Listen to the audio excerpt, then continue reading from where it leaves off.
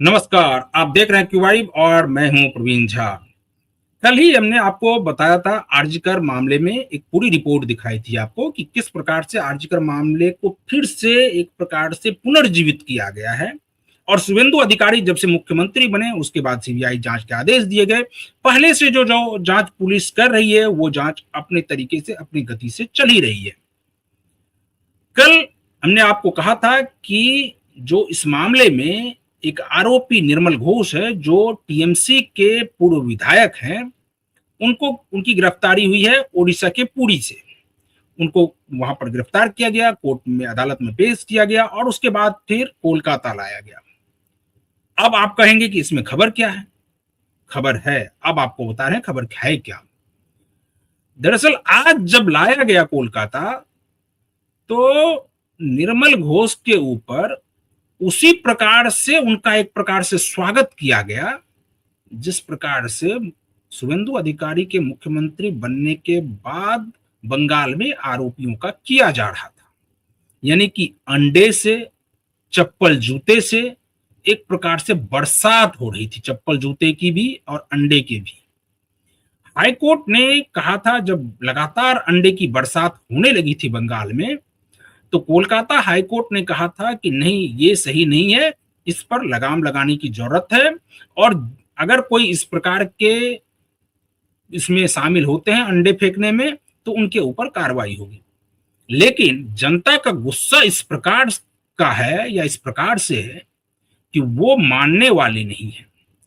आज जब निर्मल घोष को लाया गया तो जो लोग ये कह रहे थे कि आरजीकर मामले में सब कुछ शांत हो गया है, अब कुछ भी नहीं होगा, आज वो गुस्सा जनता का फूट पड़ा और क्या अंडे, क्या जूते चप्पल, बरसात हो गई निर्मल घोष के ऊपर।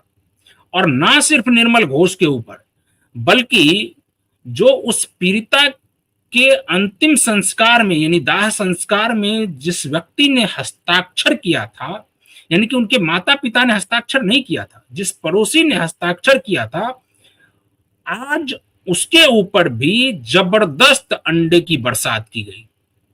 और एक तो जो सोमनाथ डे है वो अभी फरार है, यानी उसकी गिरफ्तारी के लिए भी पुलिस लगातार दबिश दे रही है और बहुत जल्द सोमनाथ डे को भी गिरफ्तार कर लेगी पुलिस, ऐसा दावा किया जा रहा है और करेगी। जब ये पुरी से 500 किलोमीटर दूर बैठा हुआ व्यक्ति को जब पुलिस पकड़ कर ला सकती है तो उसको भी पकड़ कर ले ही आएगी, चाहे वो देश के किसी भी कोने में क्यों ना हो। अगर वो बाकी और जगह कहीं ना भाग गया हो, विदेश ना भाग गया हो तो उस सब की भी गिरफ्तारी होगी। इन सभी मुद्दों पर चर्चा करने के लिए इस वक्त हमारे साथ जुड़ रहे हैं वरिष्ठ पत्रकार और राजनीतिक विश्लेषक संजीव प्रियदर्शी। संजीव जी, ये जो गुस्सा दिखने को मिल रहा है, ये क्या अभी तक बंगाल की जनता का गुस्सा शांत नहीं हुआ है क्या? क्योंकि आप देखिए, अंडे, टमाटर और जूते चप्पल की बरसात पिछले 2 महीने से लगातार हो रही है। चाहे कोई भी आरोपी हो, उसका स्वागत इसी प्रकार से होता है।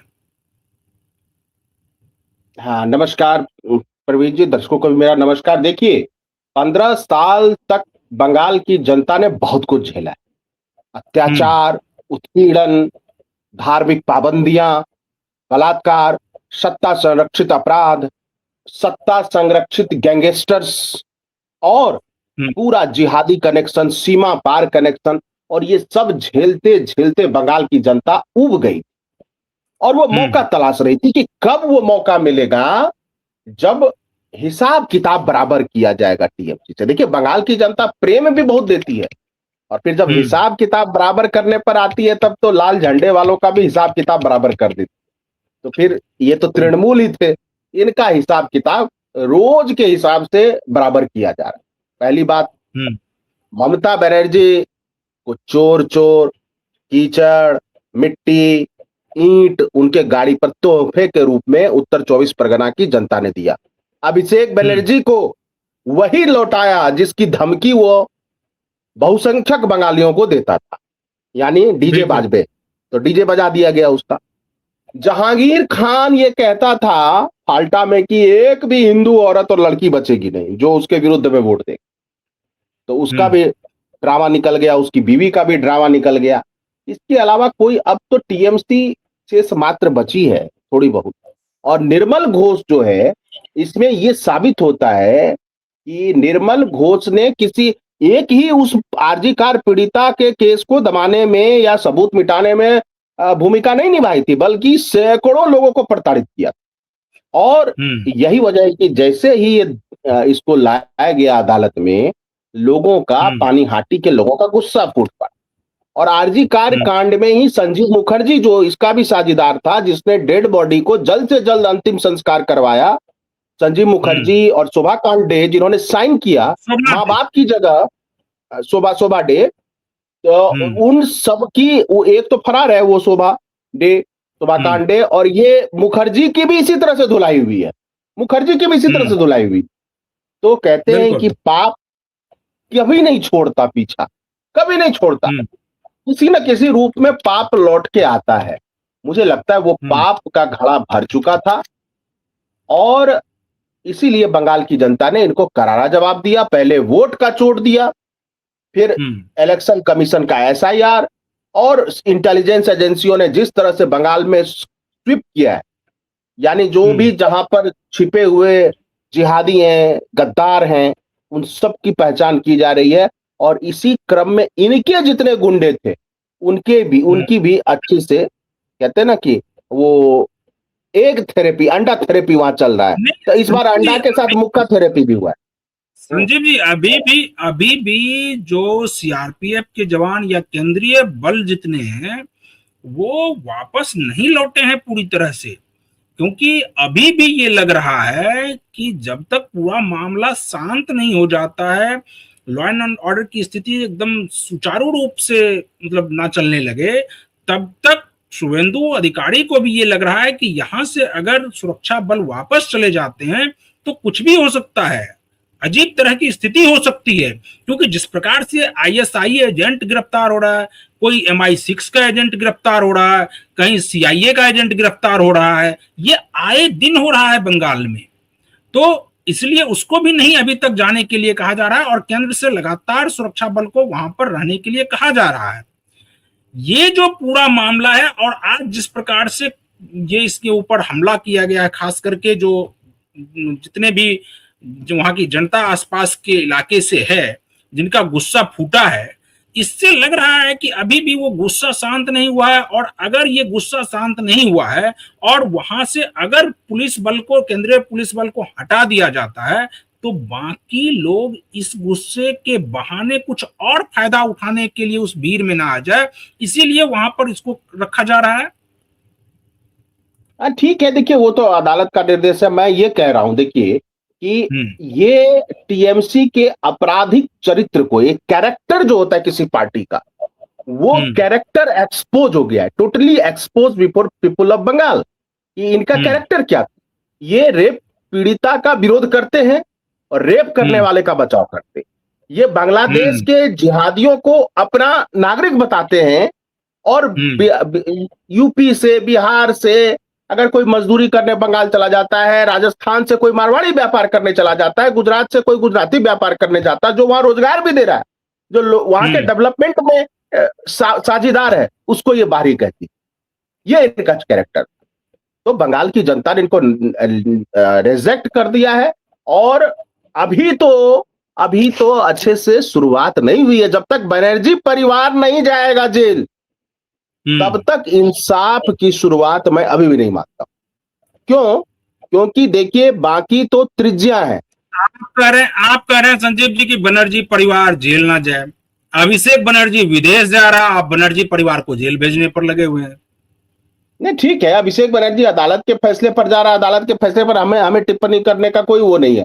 बस मैं ये कहना चाहता हूं कि अगर अभिषेक बनर्जी वापस आ गया तब तो ठीक, लेकिन जितना हम लोगों ने संदेह व्यक्त किया है कि वो वापस नहीं, वो भागने के ही फिराक में है, अगर वो भाग गया और विदेशी टिक गया, तो समझिए जो भी टीएमसी रही बच्ची खुची है वो सब समाप्त हो जाएगी। पॉलिटिकल कैपिटल जो है किसी लीडर का, ये भगोड़ा नेता आज तक भारत की जनता ने स्वीकार नहीं किया भगोड़ों को। अगर ये भाग गया तो भगोड़ा कहलाएगा। और ये तो बियर कंपनी का मालिक है नहीं कि किंग फिशर यहां चलेगी, विजय माल्या विदेश में रहेगा, ऐसा तो है नहीं। ये तो पॉलिटिकल पार्टी चला रहा है। इसके तो नेता वर्कर रोड पे नहीं निकल, अभी नहीं निकल पा रहे हैं, और कल को अभिषेक बनर्जी अगर वापस नहीं लौटा तो मुझे लगता है कि इसका सबसे ज्यादा भुगतान और नुकसान टीएमसी को। एक आखिरी कमेंट आपसे लेंगे कि जो आरजीकर मामले में आज जो ये पूरा घटनाक्रम हुआ, इसके बाद आपको लग रहा है कि जो पीड़ित परिवार है उनको न्याय की आस बढ़ी होगी और न्याय मिलेगा? हालांकि उनकी माता विधायिका बन चुकी हैं, तो उसके बाद सरकार पर भी दबाव होगा और वो भी आवाज उठा रही होंगी कि नहीं, उनकी बेटी के साथ जो हुआ उस मामले में न्याय मिले। बिल्कुल, देखिए पहली बात तो क्या है कि बंगाल की जनता ने पीड़ित परिवार के साथ खड़े होकर यह दिखाया कि वो वुमेन एम्पावरमेंट में और इंसानियत में, महिला सशक्तिकरण में ये यकीन करते। ये दिखा था क्योंकि वो बहुत गरीब महिला थी, उसके जीतने की संभावना कोई कहता ही नहीं था, लोग मजाक उड़ाते थे। मजाक बहुत माहौल क्या है बनाने वाले जो गए वहां पे, उनके पानी हाटी की कैंडिडेट जो उनकी मां थी आरजीकर मृतका की, उनको हारा हुआ सिद्ध कर दिया, लेकिन बंगाल की जनता ने उनको जिताया। तो पहली बात क्या है कि जनमत का जो आशीर्वाद है वो ब्लेसिंग ऑफ गॉड माना जाए, तो वो तो उनको मिला। अब न्याय की लड़ाई वो शुरू हो चुकी है कि सीबीआई जांच एक नए सिरे से हो रही है, पुलिस की जांच ऑलरेडी हो रही है, सारे कल्प्रिट पकड़े जा रहे हैं, और जब इनसे कड़ाई से निर्मल घोष वगैरह से पूछताछ होगी या सुजीत मुखर्जी से या डे से, ये तो बताएगा कि इसको इंस्ट्रक्शंस कहां से मिल रहे थे। बिल्कुल। और इंस्ट्रक्शन मिल रहे थे, और जो इंस्ट्रक्शन दे रहा था तो उसके खिलाफ तो फिर नोटिस निकलेगा, अरेस्ट वारंट, फिर उससे पूछताछ होगी कि भैया तुम ये क्यों कह रहे थे या तुम ये क्यों कह रही थी। मैं इशारों में बता रहा हूं, तुम ये क्यों कह रही थी। भतीजा तो विदेश गया, दीदी किस चीज का इलाज कराने के लिए जाएगी, ब्रेन का। और तब पता चलेगा कि वो कहते ना कि वो ब्लू ब्लड में से कौन था अपराधी।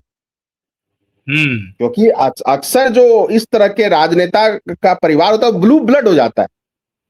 बिल्कुल। तो ब्लू ब्लड में कौन था जिसने एक गरीब बेटी का ब्लड बहाया, उसकी इज्जत का सौदा किया, मानवता को वो किया, लज्जित किया, और बंगाल के कल्चर और परंपरा को भी शर्मिंदा किया। ऐसा कौन था ब्लू ब्लड वाला जिसको बचाने के लिए टीएमसी स्वाहा हो गई, लेकिन फिर भी ममता बनर्जी कल्प्रिट को बचाते रहे। चलिए संजीव जी, तो आज हम लोग इस डिबेट को यहीं पर खत्म करते हैं। कल किसी और मुद्दे के साथ फिर हाजिर होंगे, तब तक आप बने रहिए क्यू वाइब के साथ। मुझे और संजीव जी को दीजिए अनुमति। नमस्कार।